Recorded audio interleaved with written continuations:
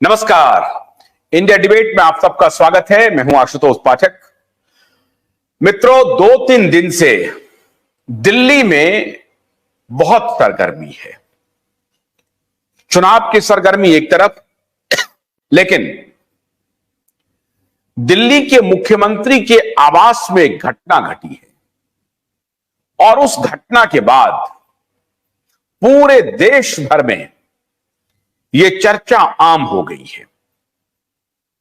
लेकिन दुर्भाग्यवश, जिसे आप गोदी मीडिया कहते हैं, उस पे तो यह चर्चा होनी ही थी, हो ही रही है, होनी भी चाहिए।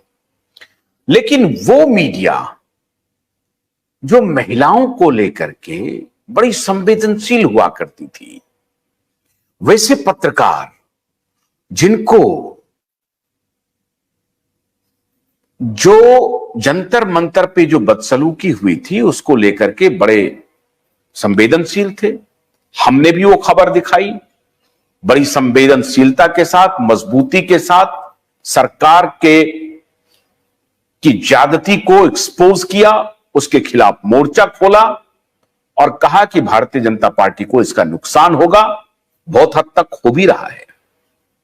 मणिपुर की घटना पर भी हमने मजबूती से स्टैंड लिया। लेकिन जो एजेंडा वाले लोग थे वो तो रात दिन स्टैंड लिए हुए थे। एजेंडा वाले लोग कहीं दिख नहीं रहे हैं इस घटना के ऊपर। और इससे यह साबित होता है कि न सिर्फ मेन स्ट्रीम मीडिया, जिसको आप गोदी मीडिया कहते हैं, जो ऑल्टरनेटिव मीडिया है, जो पत्रकारिता की अलख जगाने की, लौ जलाने की और झंडाबरदार बने हुए हैं, और ऐसा लग रहा है कि वही पत्रकारिता को जिंदा रखे हुए हैं, उनके जुबान पे दही जम गया है। उनके तरफ से कुछ नहीं आ रहा है। हल्का फल्का थोड़ी बहुत छोटी छोटी प्रतिक्रिया आ रही है। मोर्चा नहीं खुला है। मामला यह हुआ है कि एक राज्यसभा की सदस्य और पूर्व महिला दिल्ली प्रदेश महिला आयोग की अध्यक्ष को पीटा गया है दिल्ली के मुख्यमंत्री के आवास पर। और पीटने का वीडियो भी अब सामने आने लगा है। उसके पहले पिटाई का एग्जैक्ट वीडियो भी मेरे ख्याल से पुलिस के पास मिल जाएगा। अब वो शिकायत भी दर्ज हो गई है, स्वाति मालीवाल का मेडिकल भी हो गया है और अब सारी रिपोर्टें पुलिस के पास हैं। जो पिटाई करने वाले व्यक्ति हैं, जिनके ऊपर आरोप लगा हुआ है, वो फरार हैं, अभी तक पुलिस की जद में आए नहीं हैं। लेकिन अब इस पर पॉलिटिक्स शुरू हो गई है। मेरा मामला सिर्फ स्वाति मालीवाल की पिटाई को लेकर के नहीं है। मेरा मामला है कि ऐसी पार्टी जो बार बार झूठ बोलती है, और इसको न्यू नॉर्मल कहा जाने लगा है कि पॉलिटिक्स में तो झूठ बोला ही जाता है, ये तो न्यू नॉर्मल है। तो इस पार्टी को कोई शर्म बची है या नहीं बची है?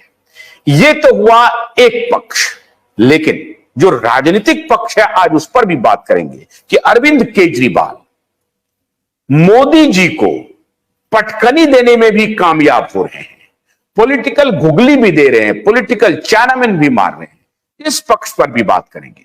जैसा कि आपको मालूम है कि क्यूबाइब नेटवर्क सारे पक्षों पर बात करता है। अगर कोई अपराधी भी है तो भी उसके जो दूसरे पक्ष है उसको वो भूलता नहीं है और उस पर भी चर्चा करता है। तो आज हमारे साथ बहुत बड़ा पैनल जुड़ रहा है। दिल्ली के एक्टिविस्ट रहे हैं अमित अग्रवाल साहब, यूनाइटेड रेजिडेंट ज्वाइंट एक्शन से उनका ताल्लुक है। बहुत बहुत स्वागत है अमित अग्रवाल जी आपका। आज मैंने खास तौर से आपको आमंत्रित किया है। चिर परिचित प्रतिद्वंदी रहे हैं आपके वो अरविंद केजरीवाल। एक महिला एक्टिविस्ट जो स्वयं चुनाव भी लड़ चुकी हैं, डॉक्टर हैं, आप उनको पैनल में देखते हैं, डॉक्टर माया बलेचा जुड़ रही हैं।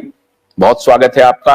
एक जाने माने संपादक जो हमारे यहां एंकर हैं क्यूबाइब नेटवर्क पे, 7 बजे उनका कार्यक्रम आता है हर रोज, अजीत झा जी, बहुत स्वागत है आपका। और जाने माने political commentator, Bharatiya Janata party की पक्ष को ज्यादा रखते हैं, कर्नल विजयनाथ जी, आप सबका बहुत बहुत स्वागत है। शुरुआत करेंगे अजीत जी। मैं चाहता हूं दिल्ली के जो दिल्ली में जितना एक्टिविज्म रहा है, रजिस्टर्ड RWA है। आपको आवाज आ रही है हमारी? हाँ, अब आ रही है, अब आ रही है। हाँ, तो उस संस्था से जुड़े हुए हैं, जनरल सेक्रेटरी हैं अमित अग्रवाल जी। अमित जी, जरा आप पहले प्रकाश डालिए कि क्या इसका दिल्ली के चुनाव पर कोई असर होने वाला है इस घटना का? मेरे को तो नहीं लगता कोई असर होने वाला है दिल्ली में। दिल्ली में क्या, ऑल ओवर इंडिया में कहीं असर नहीं होने वाला है, क्योंकि जो लोग ऑलरेडी इतने सेल्फिश हो चुके हैं, दिल्ली वाले भी और पंजाब भी और ओवरऑल भी, कि हम अपनी बिजली पानी के ऊपर ही वोट डिसाइड करते हैं। हमें मोरालिटी और पॉलिटिकल सेंसिटिविटी के बारे में हमने लर्निंग करना छोड़ दिया। तो दैट इज वाई कोई फर्क नहीं पड़ने वाला।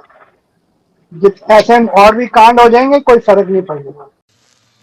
भोलानाथ के 2-in-1 बैटरी ऑपरेटेड हार्वेस्टर कम ब्रश कटर के साथ ट्रॉली अतिरिक्त लागत पर उपलब्ध है।